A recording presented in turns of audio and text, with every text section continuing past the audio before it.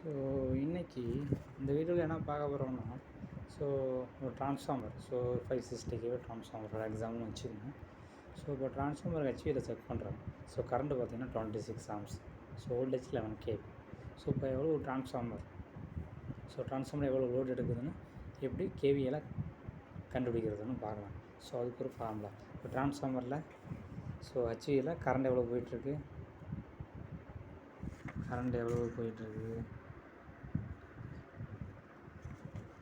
Amps HV arms எவ்வளவு 26, ஓகேங்களா. So voltage 11 kVA.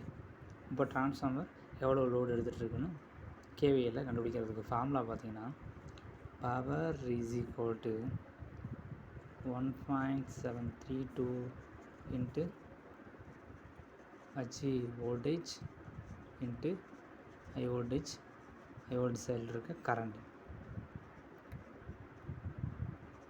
ஓகேங்களா.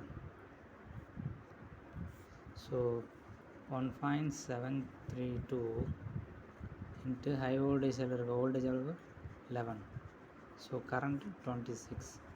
ஸோ கால்குலேட் பண்ணிங்கன்னா 495 வரும். ஸோ இப்போ ட்ரான்ஸ்ஃபார்மர் எவ்வளோ லோடு எடுத்துகிட்ருக்குன்னா 496 kV.